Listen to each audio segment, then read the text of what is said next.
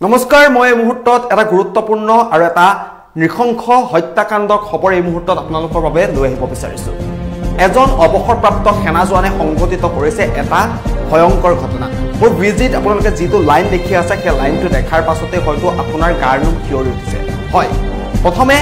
অৱসৰপ্ৰাপ্ত সেনা জোৱানজনে নিজৰ পত্নীক অতি নৃশংসভাৱে হত্যা কৰিলে কেৱল হত্যা কৰাই নহয় হত্যা কৰাৰ পাছত পত্নীৰ মৃতদেহ কাটি টুকুৰা টুকুৰ কৰিলে আৰু কাটি টুকুৰা টুকুৰ কৰাৰ পাছত সেই মৃতদেহৰ টুকুৰাবোৰ প্ৰেছাৰ কুকাৰত সুমুৱাই উতলাই দিলে আৰু তাৰ পাছতেই এই ভয়ংকৰ যি ঘটনা সেই ভয়ংকৰ হত্যাকাণ্ডৰ ঘটনা পোহৰলৈ আহিছে এটাৰ পাছত আনটো ঘটনাই সমগ্ৰ দেশ কঁপাই গৈছে আৰু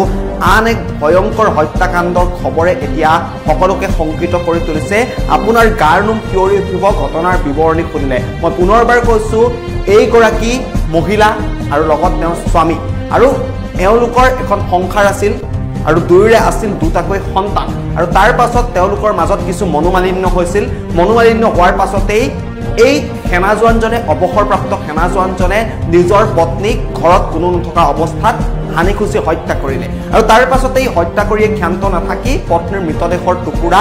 কাটি কাটি টুকুৰা কৰিলে তাৰ পাছত সেই মৃতদেহৰ যিবোৰ টুকুৰা সেই টুকুৰাসমূহ প্ৰেছাৰ কুকাৰত ভৰাই চিটি মাৰি দিলে আৰু তাৰ পাছত মৃতদেহৰ যিসমূহ অৱশিষ্ট আছিল সেই অৱশিষ্টসমূহ এটা হ্ৰদত পেলাই দিলে আৰু তাৰ পাছত আৰক্ষীৰ যেতিয়া তদন্ত আৰম্ভ হ'ল আৰক্ষীৰ তদন্তৰ পাছত এই সমগ্ৰ যে ভয়ংকৰ আৰু নৃশংস ঘটনা সেই নৃশংস ঘটনাৰ সত্যতা পোহৰলৈ আহিছে ইতিমধ্যে মূল অভিযুক্ত স্বামীয়ে এই কথা স্বীকাৰ কৰিছে পত্নীক হত্যা কৰাৰ কথা স্বীকাৰ কৰিছে আৰু তেওঁ নিজে স্বীকাৰ কৰিছে যে তেওঁ নিজৰ পত্নীক হত্যা কৰিছিল হত্যা কৰাৰ পাছত পত্নীৰ মৃতদেহটো কাটি টুকুৰা টুকুৰ কৰিছিল আৰু এটা এটাকৈ টুকুৰা সৰু সৰু টুকুৰা চিটিত প্ৰেছাৰ কুকাৰত ভৰাই দিছিল আৰু তাৰ পাছত হুইচেল মাৰি দিছিল আৰু যিসমূহ অৱশিষ্ট থাকি গৈছিল সেই অৱশিষ্টসমূহ স্বামীয়ে এটা টোপোলাত মেৰিয়াই এটা হ্ৰদত পেলাই দিছিল উল্লেখ্য যে এই মহিলাগৰাকীৰ সৈতে যি ঘটনা এই ঘটনাটো কিন্তু 15 জানুৱাৰীৰ দিনাই সংঘটিত হৈছিল তাৰ পাছত স্বামীয়ে মহিলাগৰাকীক হত্যা কৰাৰ পিছত 15 জানুৱাৰী দিনটোত হত্যা কৰাৰ পিছত মহিলাগৰাকীক কাটি টুকুৰা টুকুৰ কৰিলে মৃতদেহ কাটি টুকুৰা টুকুৰ কৰিলে তাৰ পাছত প্ৰেছাৰ কুকাৰত বইল কৰিলে আৰু যিসমূহ অৱশিষ্ট থাকি গৈছিল সেই অৱশিষ্টসমূহ এটা টুকুৰাত ভৰাই এটা হ্ৰদত পেলাই দিলে শুনিলেই ঘিন লগা শুনিলেই গাৰ নোম শিয়ৰি উঠা এটা ঘটনা আমাৰ মাজত যিসমূহ দৃশ্যাংশ আছে সেই দৃশ্যাংশসমূহ আমি আপোনালোকক দেখুৱাব নোৱাৰো কাৰণ অতিকে এটা ভয়ংকৰ এটা নৃশংস ঘটনা কিন্তু আপোনালোকে মন কৰক এইহাল দম্পতীক মন কৰক এওঁলোকৰ হয়তো এই যিখন ফটো আপোনালোকে দেখি আছে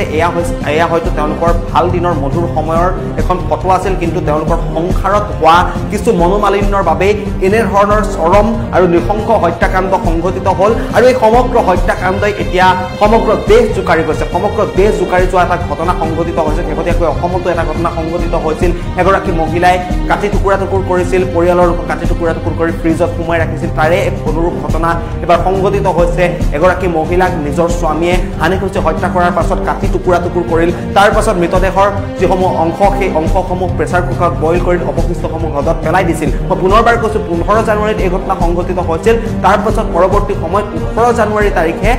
এই মহিলাগৰাকীৰ মৃত মহিলাগৰাকীৰ পৰিয়ালৰ লোকে মহিলাগৰাকী সন্ধানহীন বুলি আৰক্ষী থানাত এজাহাৰ দাখিল কৰিছিল আৰক্ষী থানাত এজাহাৰ দাখিল কৰাৰ পাছতেই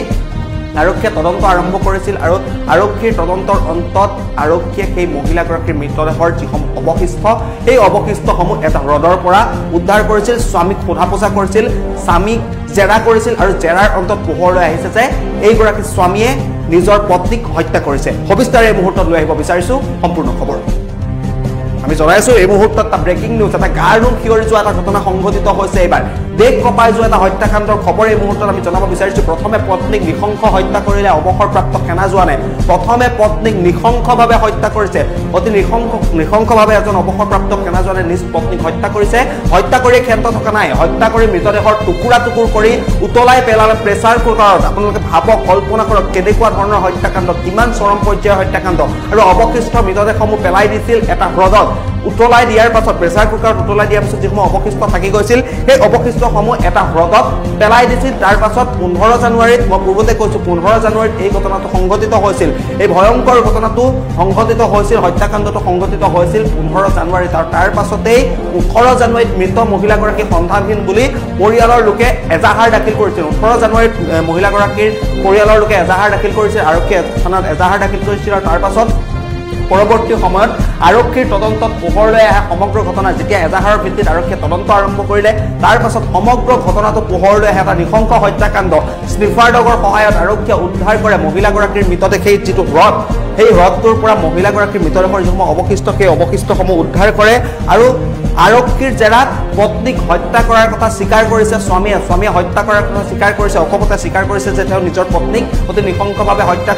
কৰি প্ৰেছাৰ কুকাৰত মৃতদেহৰ অৱশিষ্ট উতলাই দিছে মৃত মহিলাগৰাকীৰ নাম পুত্ৰ ভেংকটা মাধৱী বুলি জানিব পৰা গৈছে পুত্ৰ ভেংকটা মাধৱী নামৰ ৩৫ বছৰীয়া যিগৰাকী মহিলা সেই মহিলাগৰাকীৰ সৈতে এই নৃশংস ঘটনা সংঘটিত হৈছে আৰু পত্নী সন্তান অৱসৰপ্ৰাপ্ত জোৱানগৰাকীৰ নাম হৈছে গুৰুমূৰ্তি যি মূল অভিযুক্ত অৱসৰপ্ৰাপ্ত জোৱানগৰাকীৰ নাম হৈছে গুৰুমূৰ্তিয়ে নিজ পত্নীক হত্যা কৰিছে আৰু হায়দৰাবাদৰ জিৰেলাগুড়া অঞ্চলত সংঘটিত হৈছে এই ঘটনা হায়দৰাবাদৰ জিৰেলাগুড়াত সংঘটিত হৈছে অৱসৰপ্ৰাপ্ত সেনা জোৱানে নিজ পত্নীক অতি নৃশংসভাৱে হত্যা কৰিছে নৃশংসভাৱে হত্যা কৰি ক্ষেত্ৰ থকা নাই পত্নীৰ মৃতদেহৰ যিসমূহ টুকুৰা সেই টুকুৰাবোৰ প্ৰেছাৰ কুকাৰত উতলাই দিছে গাৰ নোম শিয়ৰি উঠা ভয়ংকৰ ঘটনাত আপুনিও কম্পিত হ'ব কঁপি উঠিব আপুনি এই ঘটনাৰ বিৱৰণী যদি শুনে কঁপি উঠিব প্ৰেছাৰ কুকাৰত কেনেকৈ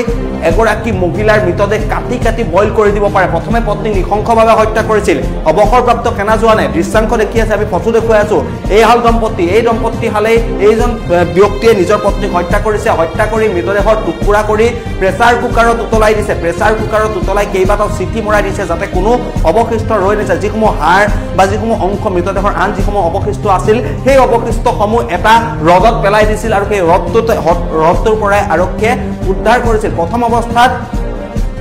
15 জানুৱাৰীত যেতিয়া ঘটনাটো সংঘটিত হৈছিল 15 জানুৱাৰীত এই ঘটনাটো সংঘটিত হৈছিল আৰু পৰৱৰ্তী সময়ত পৰিয়ালৰ লোকে এজাহাৰ দাখিল কৰিছিল যে মহিলাগৰাকী সন্তানহীন হৈ আছে আৰু 18 জানুৱাৰীত ঘটনাৰ 3টা দিনৰ পাছত পৰিয়ালৰ লোকে সন্তানহীন বুলি এজাহাৰ দাখিল কৰিছিল উল্লেখ্য যে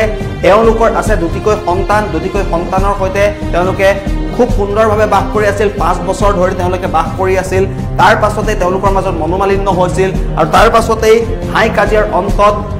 অৱসৰপ্ৰাপ্ত জোৱানগৰাকীয়ে তেওঁ নিজৰ পত্নীক হত্যা কৰিলে নৃশংসভাৱে হত্যা কৰিয়ে কেৱল ক্ষান্ত থকা নাই হত্যা কৰাৰ পাছত নিজৰ পত্নীৰ মৃতদেহ প্ৰেছাৰ কুকাৰত টুকুৰা কৰি প্ৰেছাৰ কুকাৰত উতলাই দিছে আৰু আৰক্ষীৰ জেৰাত ইতিমধ্যে পত্নীক হত্যা কৰাৰ কথা স্বামীয়ে স্বীকাৰ কৰিছে গুৰুমূৰ্তি নামৰ যিগৰাকী সেনা জোৱান সেই সেনা জোৱানে সংঘটিত কৰিছে আৰু মৃত মহিলাগৰাকীৰ নাম পুত্ৰ ভেংকটা মাধৱী নামৰ ৩৫ বছৰীয়া মহিলাগৰাকীক এইজন স্বামীয়ে হত্যা কৰিছে গুৰুমূৰ্তি নামৰ যিগৰাকী অৱসৰপ্ৰাপ্ত সেনা জোৱানগৰাকীয়ে হত্যা কৰিছে ইতিমধ্যে আৰক্ষীয়ে গ্ৰেপ্তাৰ কৰিছে অৱসৰপ্ৰাপ্ত জোৱানগৰাকীক ইতিমধ্যে আৰক্ষীয়ে গ্ৰেপ্তাৰ কৰিছে আৰু সাধাৰণ কথাত মনোমালিন্য হৈছিল আৰু তাৰেই চৰম পৰিণতিত নিজৰ পত্নীকে হত্যা কৰিবলৈ কুণ্ঠাবোধ নকৰিলে হায়দৰাবাদৰ জিৰেলাগুড়া অঞ্চলত এই ঘটনাটো সংঘটিত হৈছে আৰু সমগ্ৰ ঘটনাই এতিয়া সমগ্ৰ দেশ কঁপাই দিছে আপোনালোকে কল্পনা কৰক এটা গাৰ নোম শিয়ৰি উঠা ঘটনা আৰু এই জঘন্য ঘটনাটো হায়দৰাবাদৰ জিৰেলাগুড়া অঞ্চলত সংঘটিত হৈছে মানৱী নামৰ এগৰাকী ৩৫ বছৰীয়া মহিলা আৰু গুৰুমূৰ্তি নামৰ এজন অৱসৰপ্ৰাপ্ত সেনা জোৱানে মনোমালিন্য হৈছিল দুয়োৰে মাজত মনোমালিন্য হৈছিল তাৰ পাছতে পত্নীক অতি নৃশংসভাৱে হত্যা কৰিলে আৰু হত্যা কৰাৰ পাছতেই পত্নীৰ মৃতদেহ টুকুৰা কৰি প্ৰেছাৰ কুকাৰত উতলাই দিলে যিসমূহ অৱশিষ্ট ৰৈ গৈছিল সেই অৱশিষ্টসমূহ এটা হ্ৰদত পেলাই দিছিল পৰৱৰ্তী সময়ত আৰক্ষীয়ে ঘটনাৰ বিৱৰণী অনুসৰি আৰক্ষীয়ে তদন্ত আৰম্ভ কৰিলে এখন এজাহাৰৰ ভিত্তিত আৰক্ষীয়ে তদন্ত আৰম্ভ কৰিলে তদন্তত পোহৰলৈ আহিছে ইতিমধ্যে সমগ্ৰ ঘটনাৰ ৰহস্য সমগ্ৰ ঘটনাৰ যিসমূহ বিৱৰণী সেই বিৱৰণী পত্নী হন্তা গুৰুমূৰ্তি নামৰ যিগৰাকী সেনা জোৱান সেই সেনা জোৱানগৰাকীয়ে কৰিছে আৰু সমগ্ৰ যিয়ে নৃশংস হত্যাকাণ্ডৰ ঘটনা সেই হত্যাকাণ্ডৰ ঘটনাই জোকাৰি গৈছে এতিয়া সমগ্ৰ দেশ